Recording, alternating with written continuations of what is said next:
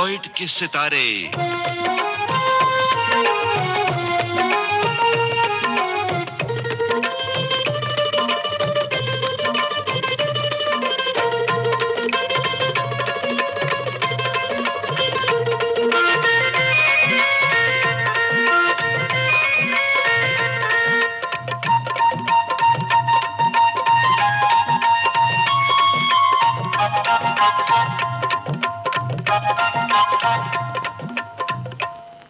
Celluloid के सितारे। श्रोताओं, आज के इस प्रोग्राम में हम आपकी भेंट करवा रहे हैं टेलीविजन और फिल्मों से जुड़े अभिनेता सुरेंद्र पाल से। आपसे बातचीत की है प्रतिभा शर्मा ने। श्रोताओं, वो बुलंद आवाज, वो कद्दावर शख्सियत आपको याद है जिसे आपने महाभारत में द्रोणाचार्य के रूप में देखा था? और उसके बाद हर नए सीरियल, हर नई फिल्म में वो शख्सियत जिंदगी के मुख्तलिफ किरदारों में आपसे रूबरू होती रही है। आज हमारी खुशकिस्मती है कि वही हर दिल अजीज शख्सियत आज हमारे स्टूडियो में हमारे साथ है। जी हाँ, उस शख्सियत का नाम है सुरेंद्र पाल। सुरेंद्र पाल जी, अपने श्रोताओं की ओर से मैं आपका स्वागत करती हूँ। धन्यवाद। विविध भारती के सुनने वाले सभी श्रोताओं को सुरेंद्र पाल का नमस्कार। और यदि महाभारत की भाषा में कहूं तो यही कहूंगा, सभी श्रोताओं को आयुष्मान भव। आयु से एक बात मैं आपसे कहना चाहती हूँ कि मैंने जो आपको सीरियल्स में देखा था तो और आज आपको स्टूडियो में देखा है तो मैं जरा घबरा गई थी। ये आयु का कुछ राज है क्या, आप जो आज इतनी घटा कर आए? ऐसे लगते नहीं है आप सीरियल्स में। प्रतिभा जी, आयु तो मेरी उतनी ही है जितनी आपको देख रही हैं जी। जितने भी किरदार मुझे धारावाहिकों में मिले हैं जी, वो कुछ मेरी उम्र से ज्यादा मिले हैं। जैसे द्रोणाचार्य का रोल जो मैंने किया महाभारत में जी, उसमें मेरी उम्र कुछ ज्यादा थी जी। हाँ। वाइट गेटअप था, वाइट बियर्ड यूज की थी उसमें मैंने जी। और जो भी किरदार मैं कर रहा हूँ धारावाहिकों में जी, वो थोड़ा मैच्योर रोल्स कर रहा हूँ। तो मैच्योर रोल करते करते लोग ऐसा समझते हैं कि मैं निजी जिंदगी में भी शायद उतना ही बुजुर्ग दिखता हूँ। मैं भी वही सोचती थी।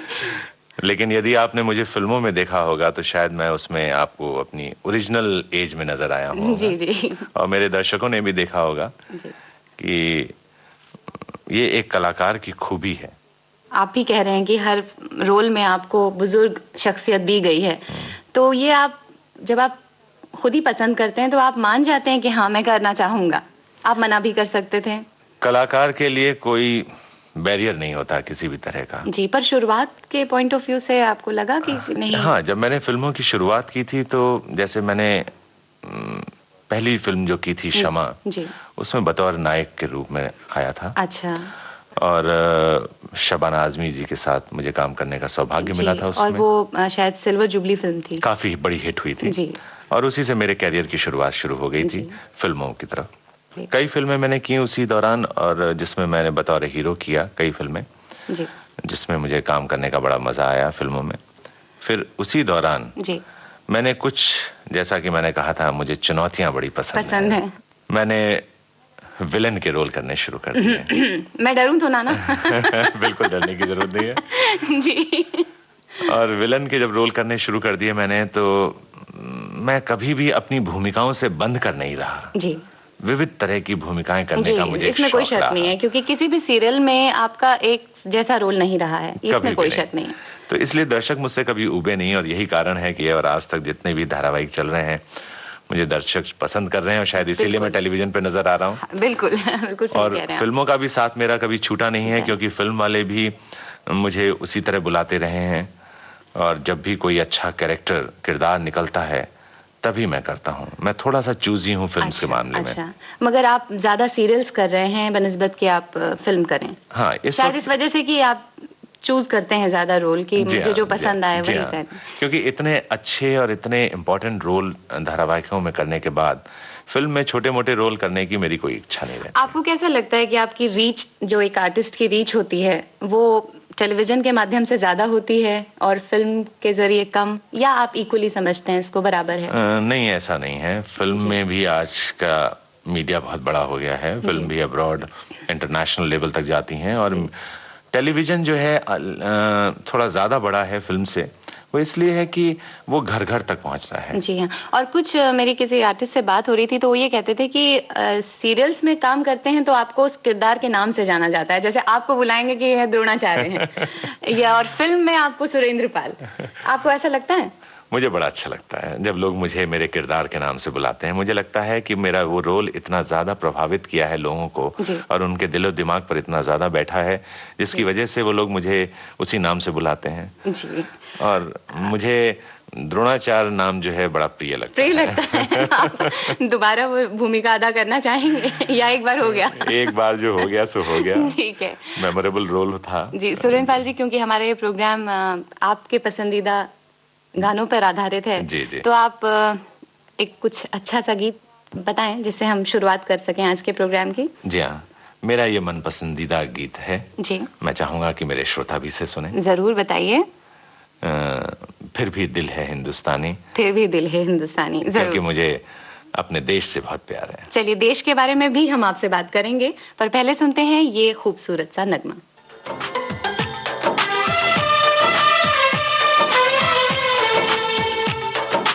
हम लोगों को समझ सको तो, हम लोगों को समझ सको तो समझो दिल बर जानी, जितना भी तुम समझोगे उतनी होगी हैरानी। हम लोगों को समझ सको तो समझो दिल बर जानी, जितना भी तुम समझोगे उतनी होगी हैरानी।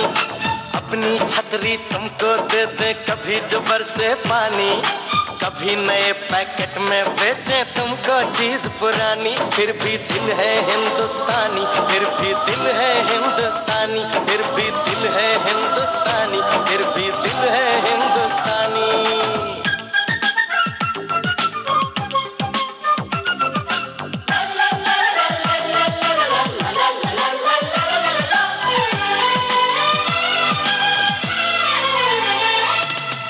थोड़े अनाड़ी है थोड़े खिलाड़ी, रुक रुक के चलती है अपनी गाड़ी। थोड़े अनाड़ी है थोड़े खिलाड़ी, रुक रुक के चलती है अपनी गाड़ी। हमें प्यार चाहिए और कुछ पैसे भी, हम ऐसे भी हैं, हम हैं वैसे भी। हम लोगों को समझ सको तो समझो दिल बर जानी, उल्टी सीधी जैसी भी है अपनी यही कहानी। थोड़ी हम में होशियारी है, थोड़ी है नादानी, थोड़ी हम में सच्चाई है, थोड़ी बेईमानी।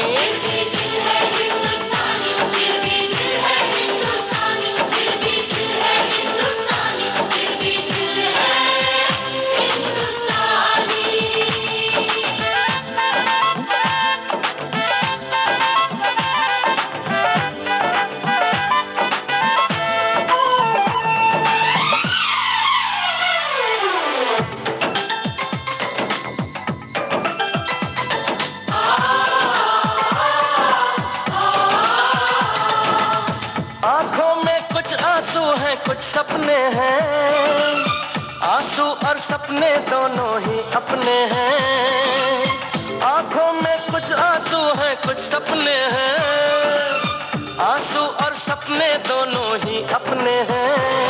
दिल दुखा है लेकिन टूटा तो नहीं है, उम्मीद का दामन छूटा तो नहीं है।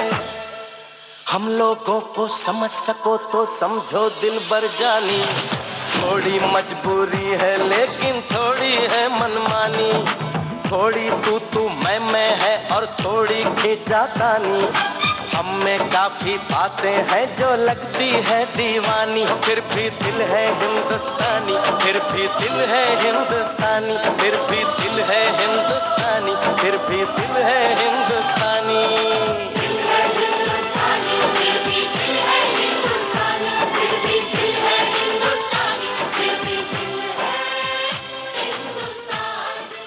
चलिए, हिंदुस्तान की बात हो गई गीतों के जरिए, अब आपसे सुनते हैं। पहले तो आप मुझे ये बताइए कि आपका बर्थ प्लेस कौन सा है। हम ये जरूर जानना चाहेंगे कि आप आए कहाँ से हैं। देखिए, जैसा मैंने इस गीत में कहा था ना, दिल है हिंदुस्तानी। हिंदुस्तान तो हिंदुस्तान के हर कोने से मैं जुड़ा हुआ हूँ किसी ना किसी तरह से। क्या बात है। मेरा जन्म हुआ हैदराबाद में, आंध्र प्रदेश में जी। मेरा बचपन बीता उत्तर प्रदेश में। अच्छा। और मेरी कर्म भूमि है मुंबई, महाराष्ट्र। आमची मुंबई। आमची मुंबई। तो इसलिए मैं देश के हर कोने में घूमता रहा और यही कारण है कि मैंने देश की सभी भाषाओं की फिल्मों में काम किया। अच्छा, ये हमें नहीं पता था। ये वाकई मुझे नहीं पता था, शायद और दर्शकों को पता हो, क्योंकि शूटिंग के पॉइंट ऑफ व्यू से आप जाते भी रहे होंगे। जी हाँ। तो आपको वैसे तो आपको हिंदुस्तान ही पसंद है, मगर आपको सबसे अच्छी जगह कौन सी लगी? Soft corner. मुझे कश्मीर बहुत अच्छा। अरे वाह, thank you. Kashmir is a very beautiful city जी। बहुत खूबसूरत स्टेट है जी। बहुत अच्छी जगह है, जहाँ की खूबसूरत वादियां हैं, बड़ी ही रोमांटिक जगह है। धीरे-धीरे रोमांस पे टॉपिक छेड़ते हैं अभी थोड़ी देर में। और ऐसी रोमांटिक जगह तो मुझे बहुत अच्छी लगती हैं, क्योंकि मैं बाय हार्ट बड़ा ही रोमांटिक आदमी हूँ। अच्छा। भली भूमिकाएं मुझे रोमांटिक नहीं मिली हैं। अच्छा। लेकिन मैं रोमांस आदमी की जिंदगी में जरूर होना चाहिए, और मुझे ऐसा लगता है कि जिस इंसान के अंदर रोमांस नहीं है उसकी जिंदगी में एक बड़ा अधूरापन सा रहता है, खालीपन रहता है जी। तो मैं आपसे क्या ये पूछूं कि आपका पहला रोमांस कौन सा था, या दूसरा या तीसरा, या सिर्फ पहला और आखिरी? पहला रोमांस बड़ा अजीबोगरीब सा था। आप बताना चाहेंगे इसके बारे में? छोटा था मैं उन दिनों। अच्छा। हाँ, हाई स्कूल में पढ़ता था जी। And the girl was studying in 11th class. Oh. और वो साइकिल पे आती थी कॉलेज में, और मैं सिर्फ उसको साइकिल में देख के ही खुश हो जाया करता था। और वो उसको रोमांस नहीं कह सकते हैं, इन्फैचुएशन कह सकते हैं। उस जैसे आप कहते हैं, मैंने अपना कदम जवानी में रखा था जी। और वो लड़की मुझे बड़ी अच्छी लगती थी। अच्छा। और तो फिर वो साइकिल आगे बढ़ी या पंक्चर हो गया? साइकिल नहीं आगे बढ़ी, क्योंकि छोटे शहरों में बड़ी रिस्ट्रिक्शन हुआ करती थी। और हर आदमी एक दूसरे को जानता था। मेरे फादर पुलिस में थे और उसके फादर बैंक में मैनेजर थे जी जी। तो लोग एक दूसरे को जानते थे, और आपको मालूम है छोटे शहरों में बात का बतंगड़ बहुत ज्यादा बन जाता है। इसलिए मैं थोड़ा सा दूरी रहा जी। और सिर्फ आंखें देख देख के ही प्यार करता रहा। उधर से भी आंखों में वैसा ही इजहार था, ये कह सकते हैं आंखों में इशारा हो गया। और थोड़े दिनों के बाद उस लड़की की शादी हो गई। और वो इशारा बहुत बदसूरत नजारे में बदल गया। अच्छा, और कुछ बताना चाहेंगे अपने बारे में? आपकी रोमांस तो ठीक है जी, बट जिंदगी में जो आपका साथ निभाती हैं, आपकी अर्धांगिनी, शादी हो गई आपकी? धर्म पत्नी। अर्धांगिनी क्यों ना बोलूं मैं? लोग तो कहते हैं अर्धांगिनी बड़ा अच्छा नाम लगता है। अर्धांगिनी अच्छा है ना नाम? तो आपकी अर्धांगिनी के विषय में कुछ बताइए ना हमें। मेरी पत्नी जी। एक्चुअली में जो सही रोमांस हुआ है वो पत्नी से ही हुआ है मेरा। माइक पे इसलिए बोल रहे हैं? नहीं, इसलिए नहीं। एक सही मानों में जिसे कह सकते जी। मैं इसलिए ये बात कह रहा हूँ कि मैं ही नहीं, हर आदमी को ऐसा सोचना चाहिए जी। कि पत्नी का ही फर्ज नहीं निभा रही है, बल्कि वो एक अच्छे आपकी दोस्त भी है जी। यदि आप पत्नी को एक अच्छा दोस्त बनाकर चलेंगे जिंदगी में जी। तो आपकी जिंदगी बड़ी खुशहाल रहेगी। और मैंने हमेशा पत्नी को अपनी दोस्त बना के ही चला हूँ, और यही कारण है कि आज वो मेरे 3 बच्चों की माँ है। वाह। मेरा बड़ा बेटा है शिवम, मेरी छोटी बेटी है शिवांगी, और मेरा सबसे छोटा बेटा है शुभम सिंह। तो आप अपनी पत्नी के लिए इतनी अपने मीठी मीठी बातें कर दी हैं, कुछ चंद लाइन आप अपने मुंह से कुछ कहना चाहेंगे उनके लिए? चाहे गुनगुना के या बोल के, कोई शेर या कुछ आप बताइए। कोई शेर सुनाना चाहते हैं तो कोई शेर सुनाइए, या कोई गीत आपको पसंद हो तो। मुझे एक गीत बहुत ज्यादा पसंद है जी। मैं उनके लिए सुनाना चाहूंगा। बताइए। संघर्ष फिल्म का है। अच्छा। तुम्हें रात दिन बस तुम्हें चाहते हैं, बस तुम्हें चाहते हैं। तो पत्नी जी, अर्धांगिनी जी, आप भी सुनिए और हमारे श्रोतागण भी सुने।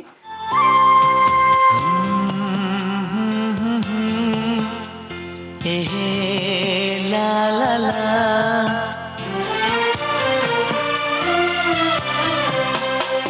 मुझे रात दिन बस मुझे चाहती हो, मुझे रात दिन बस मुझे चाहती हो, कहो ना कहो मुझको सब कुछ पता है, हाँ करूं क्या मुझे तुम बताती नहीं हो, छुपाती हो मुझसे ये तुम्हारी खता है, मुझे रात दिन बस मुझे चाहती हो।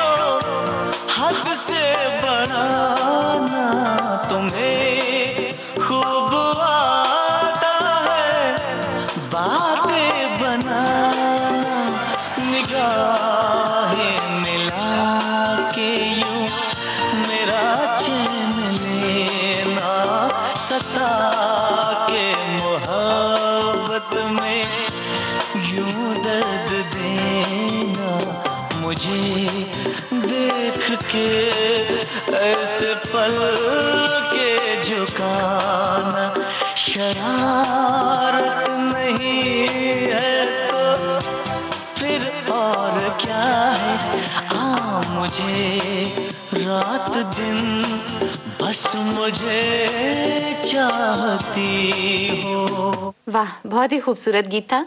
उम्मीद है श्रोताओं को भी अच्छा लगा होगा और आपकी भी कुछ यादें ताज़ा हुई होंगी। सुरेंद्र जी, बातों का रुख थोड़ा मोड़ते हैं। आप श्रोताओं को बताना पसंद करेंगे कि एक्टिंग के अलावा आपकी और क्या हॉबीज हैं?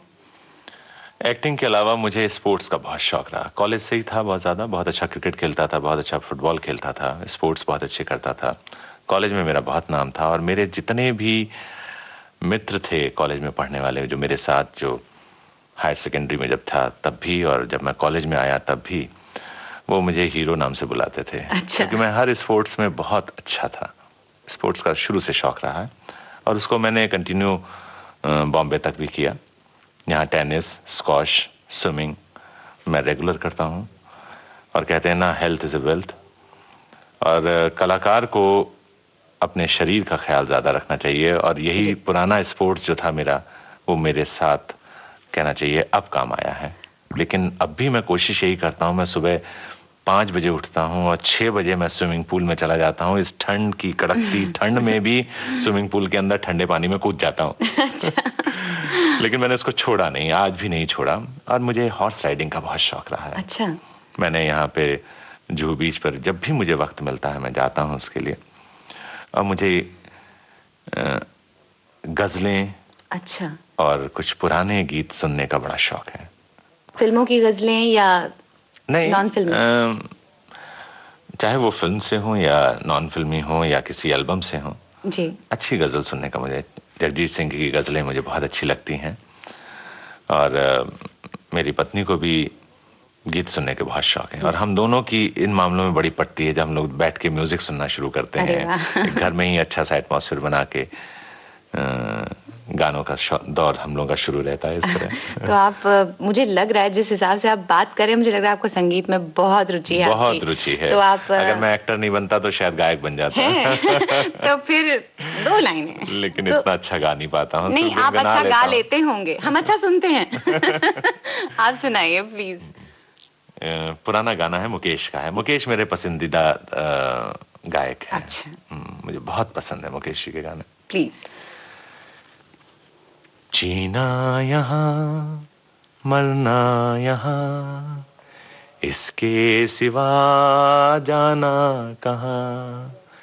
जी चाहे जब हमको आवाज दो, हम हैं वहीं, हम थे जहाँ, अपने यहीं दोनों जहाँ, इसके सिवा जाना कहाँ। वाह सुरेंद्र जी, आप थोड़ा सा झूठ नहीं बोलते हैं? आपने तो कहा था कि मैं अच्छा गाता नहीं हूँ, पर आप बहुत अच्छा गाते हैं, बिल्कुल सुर में गाते हैं। मैंने कहा ना मैं गुनगुना लेता हूँ, ये राज की बात है, अंदर ही रहने दीजिए। नहीं, गुनगुनाना नहीं था, आपने बहुत अच्छा गाया। सुरेंद्र जी, अब एक आपकी पसंद का और गीत हो जाए? हाँ जरूर, मुझे बहुत पसंद आई थी ये ताल और इसका ये गीत।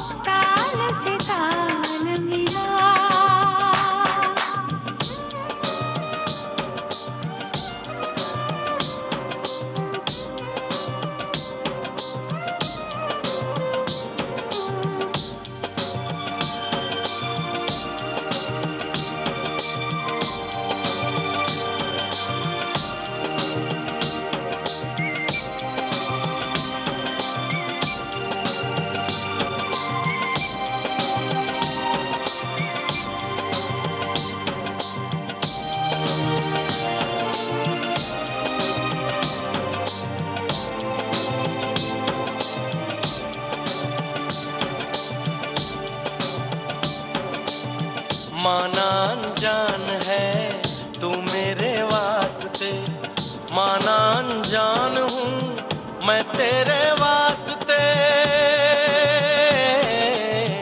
माना अनजान है तू मेरे वास्ते, माना अनजान हूँ मैं तेरे वास्ते, मैं तुझको जान लूं तू मुझको जान ले, आ दिल के पास आ इस दिल के रास्ते,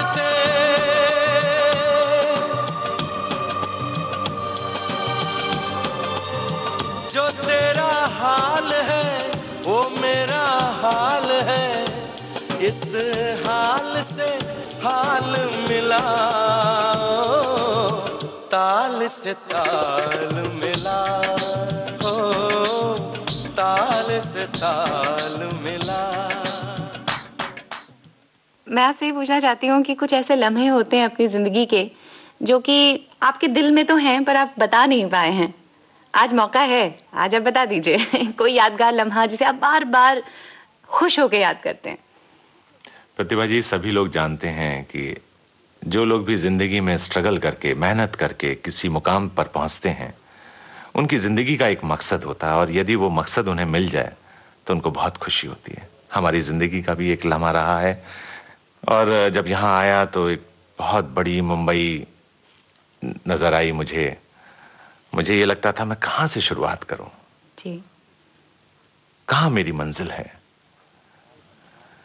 बड़े अंधकार सी जिंदगी एक जी रहा था, लेकिन जब धीरे धीरे मुझे रास्ता दिखने लगा और मुझे मंजिल मिली, और जब मेरी पहली फिल्म शमा, जिसमें मेरे साथ काम करने वाले सभी कलाकार बहुत बड़े थे, शबाना आजमी जी, कुलभूषण खरबंदा, गिरीश कर्नाड, कादर खान जैसे मजे हुए कलाकारों के साथ मुझे काम करने का जो सौभाग्य मिला, और जब मेरी पहली फिल्म कंप्लीट होकर मिनर्वा थिएटर में लगी, तो आप यकीन करिए वो खुशी मैं आपको एक्सप्रेस नहीं कर सकता हूँ, वो बता नहीं सकता हूँ कि मैं थिएटर के बाहर खड़ा होकर किस तरह तरसी हुई निगाहों से देख रहा था कि ऑडियंस आए और कहें कि साहब आपने बड़ा अच्छा काम किया, या उस तरह एक जो पहचान होती कलाकार की वो मिले उसे। और ऐसा हुआ? और मैंने देखा ऐसा हुआ, लेकिन 2 हफ्ते के बाद अच्छा वो माउथ पब्लिसिटी से फिल्म जो है हिट हुई है, और उसमें लोगों ने जब निकलने लगे वहां से और लोग, पब्लिक ने मुझे देखना और पहचानना शुरू किया, तो वो लम्हा मैं भूल नहीं पाता हूँ। पर कुछ लम्हे ऐसे होते हैं जिन्हें याद करके बहुत झेप जाते हैं। ऐसा कोई हादसा हुआ है आपके साथ? प्रतिभा, मैं जब बंबई में स्ट्रगल कर रहा था तो एक गेस्ट हाउस में रहता था, और उस गेस्ट हाउस में बहुत सारे कलाकार जो थे, जो स्ट्रगल करने बंबई में आए थे, वो भी रहते थे। उसमें से एक लड़का था, गोरा चिट्टा सा था, जिसे मैं अक्सर मुझे कहता था कि सुरेंद्र जी आप हीरो बन सकते हैं, आपकी लंबाई चौड़ाई आवाज बिल्कुल हीरो जैसी लगती है। वो मेरा बहुत बड़ा फैन था, और हमेशा मुझे जब भी मिलता था तो हौसला अफजाई करता था मेरी। तो एक दिन मैंने भी उससे पूछ लिया कि मियां तुम क्या करने आए हो, ये तो बताओ। बोला भाई साहब मैं एक्टिंग में नहीं आया हूं, मैं सिंगर बनने आया हूं। और बहुत पुरानी बात है, मैं ये बात कर रहा हूं आपसे 80 के दौरान की करीब। तो मैंने कहा कि तुम सिंगर बनने आए हो, लेकिन सिंगर की तो यहाँ बहुत लंबी चौड़ी, मैंने कहा जितने भी नॉन सिंगर हैं, मोहम्मद रफी साहब, किशोर कुमार साहब, मुकेश जी, उन दोनों सभी जिंदा थे और सभी का उन दोनों नाम चल रहा था। मैंने कहा तुम्हें कोई चांस नहीं मिलेगा, क्योंकि तुम्हारी शक्ल सूरत देख के मुझे तुम कहीं से सिंगर नहीं लगते हो। हाँ, एक्टिंग में ट्राई करो तो तुम्हें कुछ काम वाम मिल सकता है। ये बात मैंने उसको कही, हम भी भूल गए, वो भी भूल गए, दौड़ चलता गया, कई साल निकल गए। महाभारत मेरी बहुत बड़ी हिट हुई था और लोगों ने बहुत देखना शुरू किया था। तो एक आदमी मुझे हमेशा नमस्ते करता था और बड़ा फेमस सिंगर था जी, उदित नारायण जी, मुझे नमस्ते करते थे। तो मुझे लगता था कि शायद ये महाभारत देखते हैं और शायद मुझसे बड़े, मेरे अभिनय से बड़े प्रभावित होकर मुझे नमस्ते करते हैं। तो एक दिन उन्होंने आके मुझसे पूछा, सुरेंद्र जी आपने शायद मुझे पहचाना नहीं। मैंने कहा नहीं, हिंदुस्तान में तुम्हें कौन नहीं पहचानता है उदित, सब लोग जानते हैं तुम्हें। तो बोलता है नहीं, कुछ और आप याद करिए मेरे बारे में। मैंने कहा और क्या याद करूं, कुछ और बहुत पुरानी यादें, कुछ 15-20 साल पुरानी। 15 साल पुरानी? मैंने कहा नहीं याद आ रहा है। बोलता आप एक लड़के के साथ मनाली गेस्ट हाउस में रहते थे। मैंने कहा हाँ याद है। कहते उसको आपने कहा था कि तुम सिंगर नहीं बन सकते हो, तुम एक्टिंग के लिए ट्राई करो। तो मैं वही आदमी हूँ उदित नारायण जी। मुझे इतना एम्बैरेसिंग फील हुआ उस वक्त, इतना एम्बैरेसिंग। मैंने कहा उदित आई एम सॉरी, मैं शायद अपनी जगह गलत था, तुम अपने कॉन्फिडेंस में सही थे। और वो इतना हंसता है मुझे देख के, और जब भी मुझे कहता है कि सुरेंद्र जी यदि मेरी सिंगिंग की दुकान नहीं चली तो सुरेंद्र जी मुझे एक्टिंग में काम जरूर दिलवा देंगे। और एक दिन जब वो फिल्म फेयर अवार्ड ले रहा था और वो अपनी पत्नी और बेटे के साथ मेरे बगल में बैठा था जी, और आया मेरे पास, बोला सुरेंद्र जी आशीर्वाद दीजिए, मैं इस फिल्म फेयर अवार्ड लेने के लिए बहुत दिनों से इच्छुक हूँ, मिलता नहीं है। मैंने कहा आयुष्मान भव, विजयी भव। अच्छा। उदित नारायण, जरूर तुम्हें ही मिलेगा।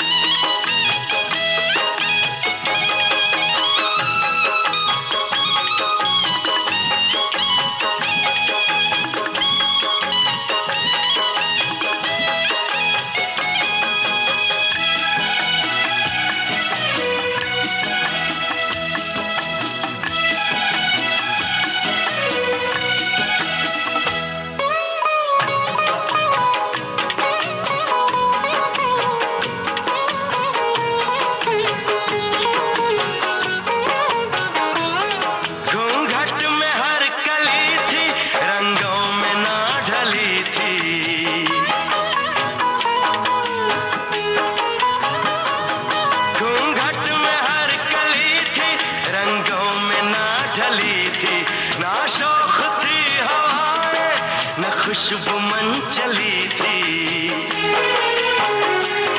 आया है अब के मौसम कैसा खुमार बनके,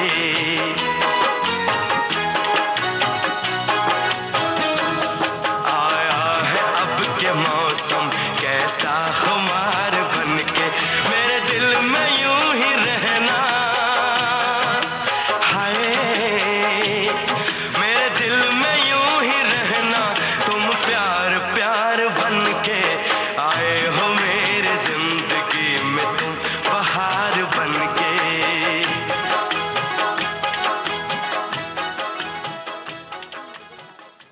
अच्छा कलाकार अपनी मंजिल पा लेता है जिसके लिए वो इतनी स्ट्रगल करता है जी। उसके बाद उसकी लाइफ में एक बंधन आ जाता है, आपको वो बंधन पसंद है? जैसे आप कहीं जा रहे हैं, आपको पहचान लिया जाता है, आपके पीछे भीड़ पड़ जाती है, आपको बंधन पसंद है? मुझे तो अच्छा लगता है। अच्छा, हाँ, आपको नहीं लगता आपकी प्राइवेसी छीन गई? मुझे ऐसा लगता है कि कलाकार के लिए ये जरूरी है। अच्छा। जब उसको उसके दर्शक, उसके चाहने वाले उससे पहचानते हैं, उसके पास आते हैं, उसको पकड़ते हैं, खींचते हैं। मेरे साथ तो ऐसे भी हादसे हुए हैं जब मैं स्टेडियम में हजारों क्या लाखों लोगों के बीच में गया हूं। मैंने दिल्ली में लाल किला के टाइम पर कई फंक्शंस ऐसे थे जिसमें लाखों लोगों के बीच में मैं चला गया हूं। कलकत्ता में मैं इतनी बड़ी एक भीड़ थी जहां की 500 आदमी खड़ा था महाभारत के दौरान जो देखना चाहता था। लोगों ने बोला अगर घुस जाओगे तो तुम्हारे कपड़े फाड़ देंगे। मैंने कहा ये तो हमें प्यार करने वाले हमारे दर्शक हैं, ये हमें हमारे कपड़े नहीं फाड़ेंगे, ये हमें प्यार करते हैं। और मैं चला गया उनके बीच में। उन्होंने मुझे इधर से धक्का मारा, उधर से धक्का मारा और मैं उस धक्के के बीच में बिल्कुल फुटबॉल की तरह खेलता रहा। बाद में पुलिस आई और उन्होंने किसी तरह भीड़ को थोड़ा सा किनारे किया और फिर मुझे वहां से निकाला। मुझे बहुत अच्छा लगा। मैं इन लम्हों को बहुत एंजॉय करता हूं दर्शकों के साथ जो मुझे मिलते हैं जी। और मैंने आज तक, मैं इतना जानता हूं, कोई मुझे मिलने वाला आया, मुझे चाहने वाला आया, मैंने उसको निराश नहीं भेजा अपने पास से। वाह, ये सबसे बड़ी बात है। कुछ ऐसे रिग्रेट्स लाइफ से हैं आपके जीवन से जो आप चाहते होंगे ये ना होता तो मेरे साथ, या ये मैं ऐसा ना करता?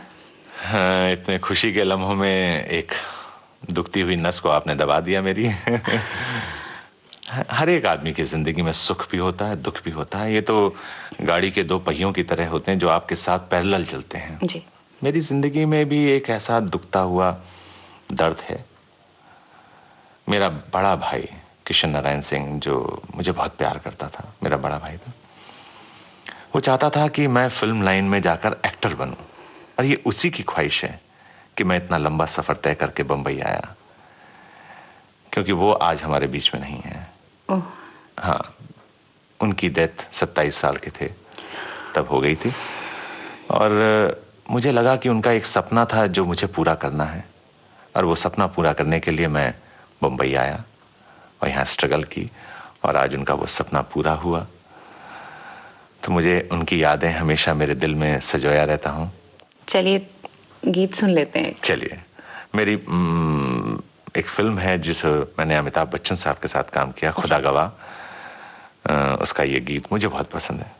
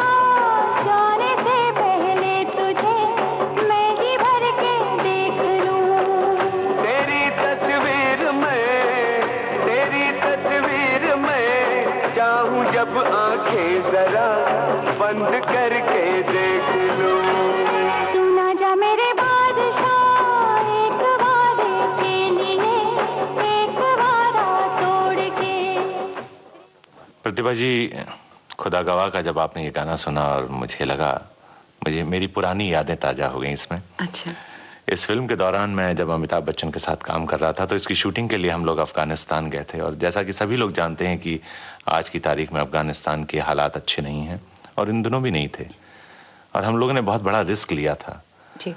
और बच्चन साहब ने एक बड़ी अच्छी बात कहा था, बोला यार मरना तो एक दिन सभी ने है, यहाँ मरे, एक्सीडेंट में कुछ हादसा हो सकता है, प्लेन में कोई हादसा हो सकता है, कुछ भी हो सकता है, तो हमें डर के नहीं रहना चाहिए जिंदगी में। और यही कारण था हम लोग 15 दिन वहां पे शूटिंग करने गए, और बुशकशी का एक सीन था घोड़ों के ऊपर जो हम लोग ने वहां पिक्चराइज किया था। 15 दिन तक घोड़े चलाए थे, और बड़े ही जबरदस्त घोड़े थे वहां के अफगानिस्तान के, जिनको हम लोगों ने राइड किया था। और एक बार मैं घोड़े से गिरा भी था वहां पे। अच्छा। हाँ, काफी गहरा पानी था, दलदल थी जिसके अंदर मुझे घोड़ा निकालना था, और 200 घोड़े पीछे थे मेरे, लेकिन by the grace of God everything is okay.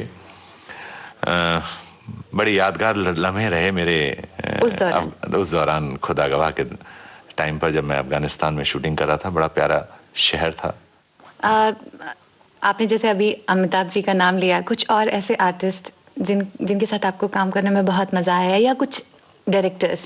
सबसे ज्यादा तो मुझे मजा आया काम करने के बाद the man with full of discipline. एक उस आदमी में अपना एक, जिसे कहते हैं, मर्यादा थी, और एक लिमिट में आदमी रहता था वो, और दूसरे कलाकारों को बड़ा प्रोत्साहित करता था। वो बच्चन साहब भी थे। अच्छा। डैनी जी के साथ बड़ा मजा आया काम करके। श्रीदेवी जो इतनी रिजर्व लगती थी, लेकिन मैंने उनको लगा कि वो she is a very nice person, बहुत अच्छी औरत हैं, बहुत अच्छी कलाकार भी हैं, उनके साथ काम करने का मुझे मौका मिला। लेकिन जिंदगी में मैं जिस आदमी से बहुत ज्यादा इंस्पायर्ड हुआ हूँ, जी हाँ, वो आदमी है शत्रुघ्न सिन्हा और सुनील दत्त जी। लोगों को बड़ा अजीब सा लग रहा होगा कि मतलब एक विलन शत्रुघ्न सिन्हा और दत्त साहब दोनों बिल्कुल अलग अलग टाइप के किरदार किए हैं दोनों ने, लेकिन जो उन दोनों में एक नेगेटिव रोल करने की जो एक टच था, एक उनके अंदर जो तेवर था, उस तेवर से मैं बहुत ज्यादा प्रभावित था, और यही कारण था मैं जिंदगी में उन्हीं को फॉलो किया। मुझे बलराज साहनी जी भी बहुत अच्छे लगे, क्योंकि मुझे ऐसा लगता था कि वो एक एक्टिंग नहीं करते हैं, वो सहजता से अपनी बात को कह देते हैं। Know acting is a very good acting, और मैंने भी उसी चीज को फॉलो किया, और मैं बहुत ज्यादा इंस्पायर्ड हुआ अपनी जिंदगी में वो हुआ दत्त साहब से। दत्त साहब जितने अच्छे कलाकार उतने ही अच्छे इंसान। वाह, आदमी हो तो सुनील दत्त जैसा। बिल्कुल ठीक कह रहे हैं आप ये समझते हैं कि एक आर्टिस्ट के लिए, जैसे कहते हैं कि ट्रेनिंग बहुत ज़रूरी चीज़ होती है, ट्रेनिंग के बगैर आर्टिस्ट नहीं बन सकता, उसके तलफ़ुज़ में वो बात नहीं रहती, वो पन नहीं रहता। क्या ट्रेनिंग बहुत ज़रूरी है, या जैसे कहते हैं गॉड गिफ्ट ही ठीक है? वैसे तो कलाकार गॉड गिफ्टेड होता है जी। ट्रेनिंग से हम सिर्फ कलाकार लोग जो हैं उस कला को पॉलिश कर पाते हैं जी। जिस तरह कहते हैं एक टेबल तो बन गई है, लेकिन इसको जब आप पॉलिश कर देते हैं तो उसके अंदर सुंदरता आ जाती है, चमक आ जाती है। कलाकार की ट्रेनिंग भी उसी तरह काम करती है। जिस तरह आप गीत सीखते हैं तो सरगम सीखना बहुत जरूरी होता है, क्योंकि सरगम से आपके अंदर एक लय आ जाती है, एक आपके अंदर फ्लेक्सिबिलिटी आ जाती है। और इसी तरह ट्रेनिंग भी आदमी की जिंदगी में उसी तरह काम करता है। देखिए, ट्रेनिंग भी हर चीज के लिए, कोई भी फील्ड हो, चाहे वो पुलिस हो, आर्मी हो, कला हो, पेंटिंग हो, आदमी कहीं ना कहीं थोड़ा बहुत सीखता है।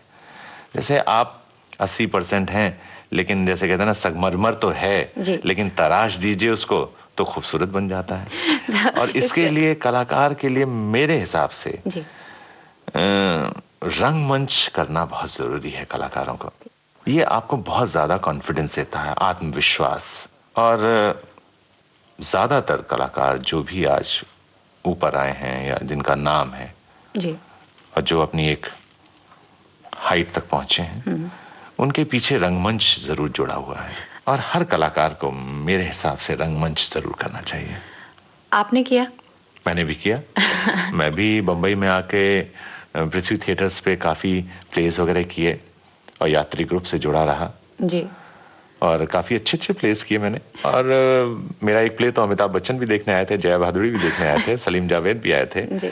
एक था गधा उर्फ अलादात खां, बड़ा ही पॉपुलर प्ले। एक बार फिर से नाम लीजिएगा। एक था गधा उर्फ अलादात खां, शरद जोशी का बड़ा फेमस प्ले था जी, कॉमेडी प्ले। ये लगता है ना कि जैसे थिएटर में आप एक्टिंग कर रहे हैं तो आपको जो रिजल्ट है सामने सामने नजर आ रहा है। जी जी जी जी। और वो जो है वहाँ ऑडियंस जो है आपको तुरंत रिस्पांस दे देती है जी।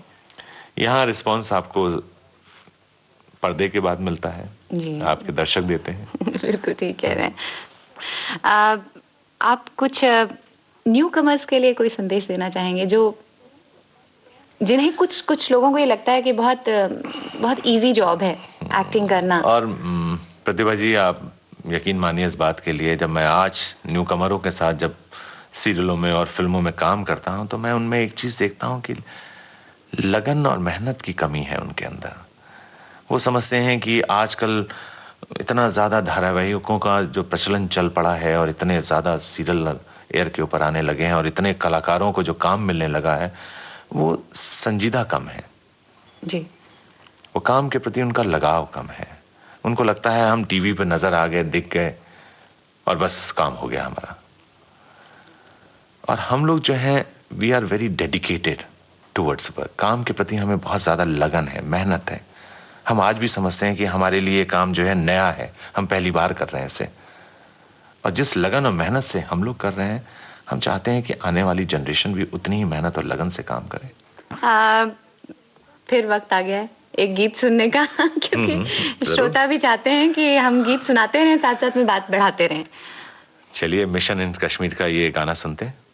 श्रोताओं, सुनते हैं मिशन कश्मीर से ये गीत।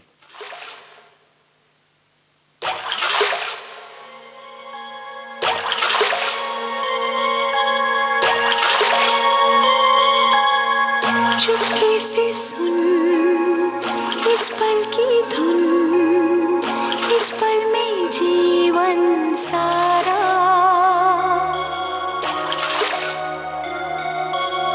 सपनों की है दुनिया यही, मेरी आंखों से देखो जरा।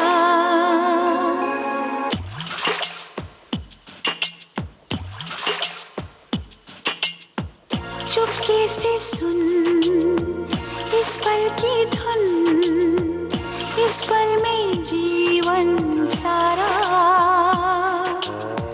सपनों की है दुनिया यही, मेरी आंखों से देखो जरा।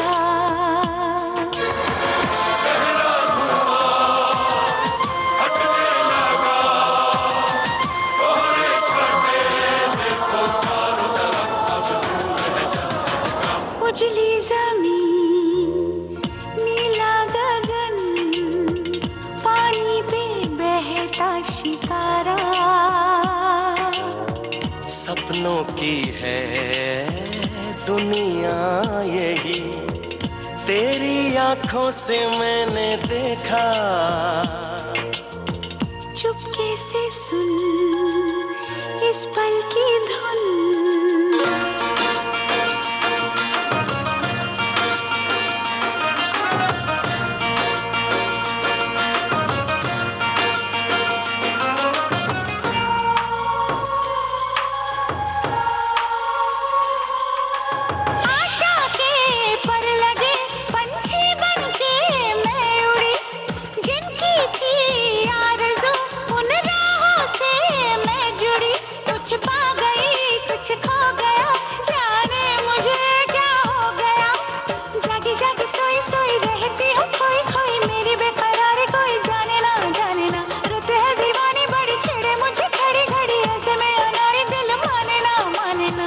सपनों की है दुनिया यही, तेरी आंखों से मैंने देखा। चुपके से सुन इस पल की धुन।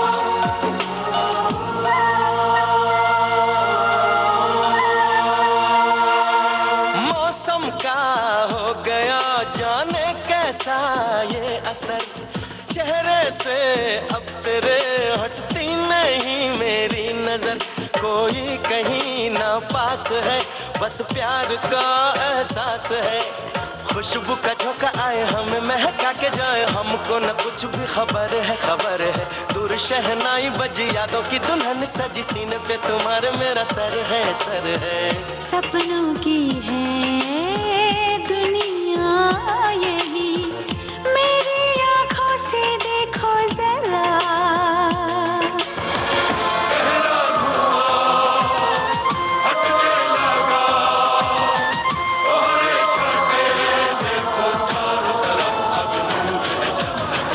चुपके से सुन इस पल की धुन, इस पल में जीवन सारा, सपनों की है दुनिया यही, तेरी आंखों से मैंने देखा, चुपके से सुन इस पल की धुन। सुरेंद्र जी, अच्छा कलाकार तो अच्छा होता ही है, वो अपना बेस्ट देने की कोशिश करता है, मगर डायरेक्टर भी उसकी कला को निखारता है। जी। आप ऐसे कौन से डायरेक्टर हैं जिनके साथ बार बार काम करना पसंद करेंगे? प्रतिभा जी, ये जो मीडिया है, फिल्म का मीडिया और टेलीविजन का जो मीडिया है, ये डायरेक्टर्स का मीडिया है। आप इसे यूं कह सकती हैं कि कैप्टन ऑफ द शिप। कलाकार तो अपनी तरफ से परफॉर्म करता है, लेकिन उसकी जो मोल्डिंग वगैरह है वो डायरेक्टर ही करता है। अगर डायरेक्टर ने उसको सही ढंग से मोल्ड किया हुआ है, उस सीन को, उस कॉन्सेप्ट को, तो उस सीन में चार चांद लग जाते हैं। और अगर डायरेक्टर ने उसको खराब तरीके से किया है, ये उसी तरह बात हो गई है कि गाड़ी बहुत अच्छी है लेकिन रास्ता खराब है तो उस पर खड़खड़ाएगी गाड़ी, और यदि रास्ता स्मूथ है तो गाड़ी सन्नाटे से चलती है। डायरेक्टर बिल्कुल इसी तरह काम करता है, और डायरेक्टर का सबसे बड़ा योगदान है, और मैं ऐसा मानता हूं कि हर कलाकार को डायरेक्टर को फॉलो करना चाहिए। मैंने जितनी भी फिल्में की और जितने भी धारावाहिक किए, मैंने अपने डायरेक्टर्स को ज्यादा ध्यान में रखा। महाभारत के दौरान रवि चोपड़ा, शायद द्रोणाचार्य का जो काम या रोल उन्होंने मेरे से लिया, वो डायरेक्टर की ही खूबी थी। उसके बाद दूसरा मेरा सीरियल आया चाणक्य, जिसमें डॉक्टर चंद्र प्रकाश जी ने मुझे अमात्य राक्षस की भूमिका में रोल दिया था, और उस रोल के लिए मुझे 1994 का बेस्ट एक्टर अवार्ड भी नवाजा गया। अगेन आई से कि डायरेक्टर का उसमें बहुत बड़ा हाथ रहा। और मतलब फिल्मों में भी, जो भी फिल्में मैंने की और जिसमें भी मेरे परफॉर्मेंस बहुत निखर कर आए, उसमें डायरेक्टर का बहुत बड़ा योगदान रहा। और मेरे पसंदीदा जो डायरेक्टर रहे हैं, Govind Nihalani, Shyam Benegal, Ravi Chopra, Priyadarshan, Mani Ratnam, Yash Chopra, BR. Chopra, Ravi Chopra, definitely yes. और इन लोगों के साथ मुझे काम करने की एक, जैसे कहते हैं, तमन्ना भी रही, और भगवान ने मुझे उनके साथ काम करने का मौका भी दिया जी। और मुझे बहुत अच्छा लगा, एक अलग अलग डायरेक्टरों के साथ काम करने का जो मुझे मौका मिला जी, उससे मुझे ऐसे कलाकार बड़ी संतुष्टि मिली। जैसे कहते हैं, मैं अपने आप को एक कंप्लीट एक्टर की तौर पर फील करने लगा। अब मुझे लगा कि, और हर आदमी से मैंने कुछ ना कुछ सीखा जिंदगी में। आपके वैसे तो सभी सीरियल्स अच्छी हैं और सभी फिल्में अच्छी हैं मैं ये नहीं कह सकती, मगर फिर भी एक पसंदीदा फिल्म आपकी कौन सी है जो आपको सबसे अच्छी लगी हो? या फिल्म मुझे जिसमें मैंने काम नहीं किया है, वो फिल्म मुझे बहुत अच्छी लगी। जिसमें आपने काम नहीं किया है? अच्छा। मुझे शेखर कपूर की फिल्म मासूम बहुत अच्छी लगी थी। मेरी जिंदगी में उस फिल्म ने एक, जिसे कहते हैं, इम्पैक्ट सा रखा हुआ है। और मैं भी सोचता हूं कि यदि कभी जिंदगी में मुझे मौका मिला डायरेक्शन करने का, तो मैं मासूम जैसी एक खूबसूरत फिल्म बनाऊंगा। साफ सुथरी, नीट एंड क्लीन फिल्म। उसके बाद रिसेंटली मुझे अभी एक फिल्म बहुत अच्छी लगी, पता नहीं दर्शकों को अच्छी लगी हो या ना लगी हो, मुझे फिजा बहुत अच्छी लगी। चलिए हम अपने दर्शकों को फिजा का ये खूबसूरत गीत सुनाते हैं।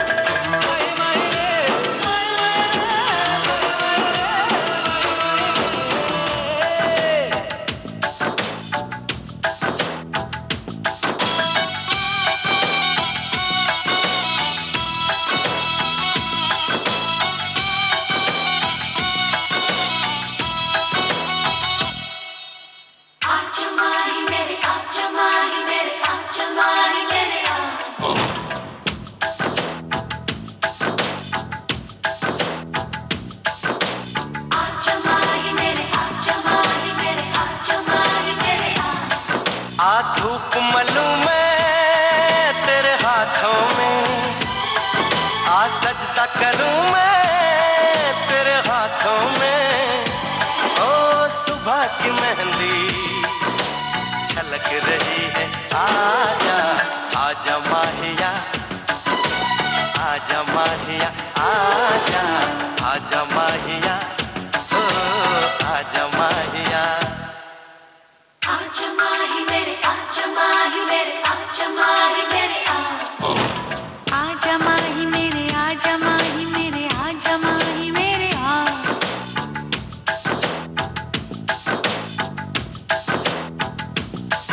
आहिस्ता पुकारो सब सुन लेंगे, बस लबों से छू लो लब सुन लेंगे।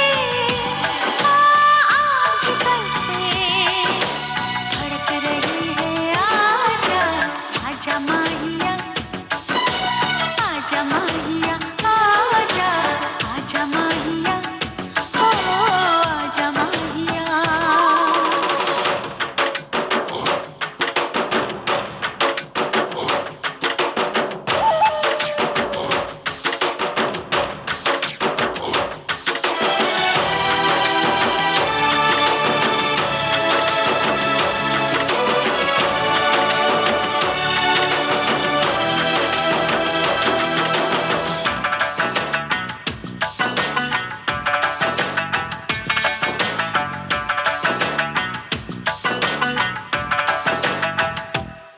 एक नूर से आंखें चौंक गई, देखा जो तुझे आईने में। एक नूर से आंखें चौंक गई, देखा जो तुझे आईने में। आजा माहिया, आजा माहिया। आपसे बात करके हमें बहुत अच्छा लगा, श्रोताओं को भी बहुत मजा आया होगा। आपके जीवन की इतनी खट्टी मीठी यादें हमने भी अपने पास संजो के रखी हैं। आशा करते हैं आपसे फिर मुलाकात होगी। ये फिर शब्द को दोबारा फिर से रिपीट करिएगा। बोलिए। मुझे फिर से बुलाइएगा, जिससे मैं श्रोताओं को फिर से अपने पसंद के गीत सुना सकूं। ठीक है। तो यहाँ से हम सफर जो है अधूरा छोड़ते हैं। अगला सफर पार्ट 2 में मिलेंगे। मतलब सीरियल्स की आदत। सीरियल मिलते हैं अगले एपिसोड में। अगले एपिसोड में। सुरेंद्र पाल जी, आपका बहुत बहुत शुक्रिया। प्रतिभा जी, आपका भी बहुत बहुत धन्यवाद। विविध भारती के सुनने वाले श्रोताओं का बहुत बहुत धन्यवाद कि उन्होंने मुझे इतनी देर तक सहा, बर्दाश्त किया। नमस्कार। सेल्यूलॉइड के सितारे, इस प्रोग्राम में अभी आप टेलीविजन और फिल्मों से जुड़े अभिनेता सुरेंद्र पाल से प्रतिभा शर्मा की ये बातचीत सुन रहे थे। इस कार्यक्रम के निर्माण में तकनीकी सहयोगी थे कैलाशनाथ वर्लीकर। प्रस्तुति सहयोग रमेश गोखले का था और विविध भारती की ओर से इसे आपकी सेवा में प्रस्तुत किया शकुंतला पंडित ने। अब दीजिए इजाजत। नमस्कार।